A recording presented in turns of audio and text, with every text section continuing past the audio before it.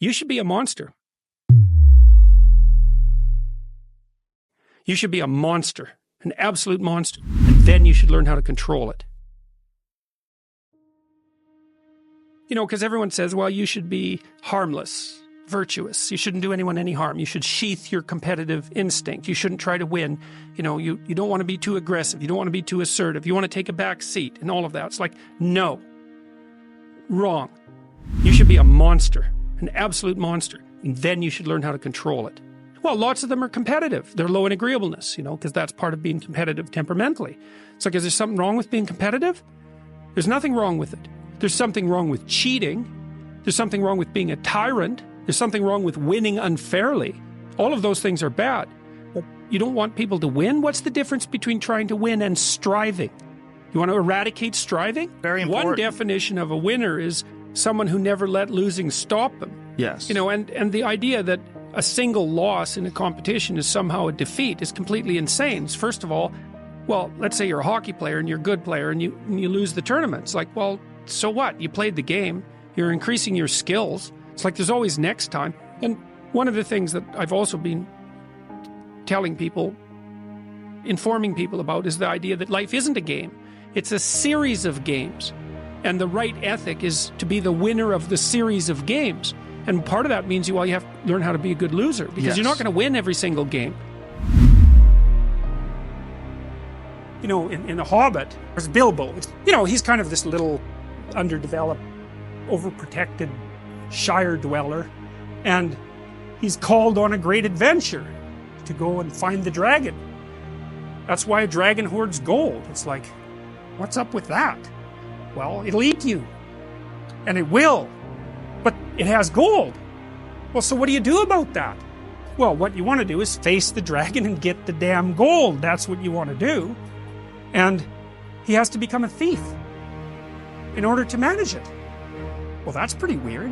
You know, it's like, well, it's because as a good citizen, he's just not enough to conquer a dragon. He has to also become a bad citizen in some sense. He has to incorporate the part of himself that's monstrous, let's say, and develop that and hone it. And that's to say that, well, if you're harmless, you're not virtuous. You're just harmless. You're like a rabbit. Rabbit isn't virtuous. It's just can't do anything except get eaten. It's not virtuous. If you're a monster and you don't act monstrously, then you're virtuous. But you also have to be a monster. Well, you see this all the time. Harry Potter's like that too. It's like he's flawed, he's hurt, he's got evil in him. He can talk to snakes, man. He breaks rules all the time. All the time. He's not obedient at all. But, you know, he has a good reason for breaking the rules. And if he couldn't break the rules, him and his little clique of rule-breaking, you know, troublemakers, if they didn't break the rules, they wouldn't attain the highest goal. So it's very peculiar, but it's a very, very common mythological notion. You know, the hero has to be a monster, but a controlled monster. Batman is like that.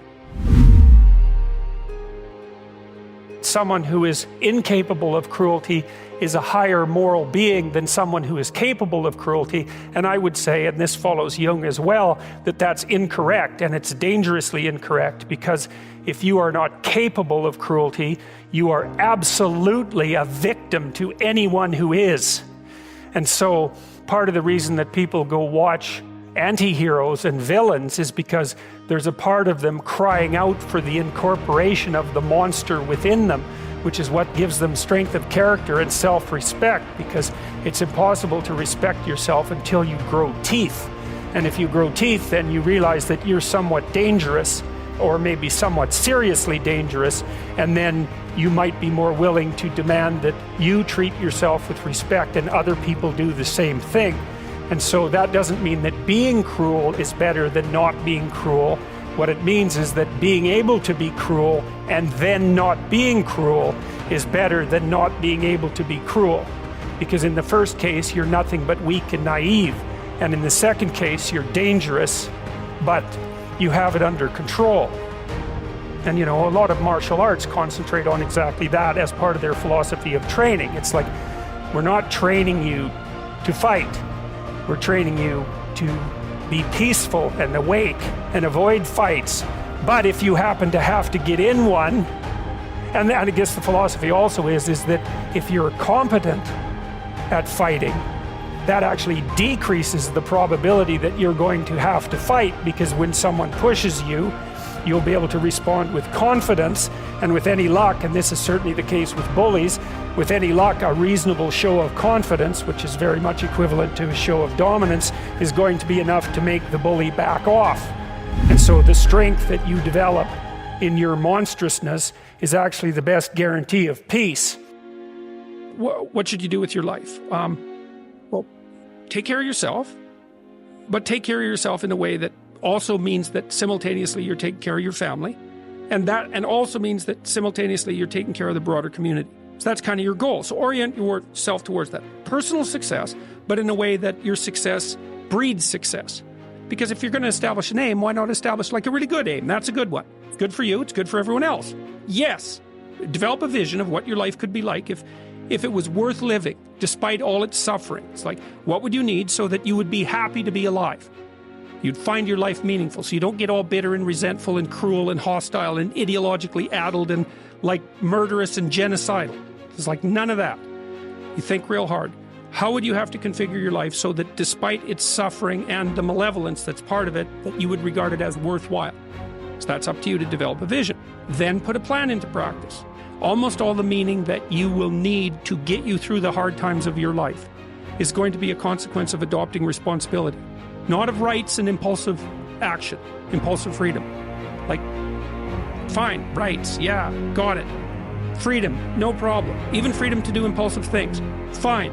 But that isn't where you're going to find the meaning that keeps you sustained through the storms of life. That's going to be, you take care of yourself, you take care of your intimate partner, you take care of your damn family. You don't run off. You take care of your community. You rescue the wisdom from the past. You stand up straight and you be courageous despite the fact that life is tragic and tainted by malevolence. It's like that's ancient wisdom. That's what that is. Looking for a daily dose of inspiration? Subscribe to Motivated Soul and get inspired anytime, anywhere. Watch the next video now or save for later. Your time is valuable. Use it wisely.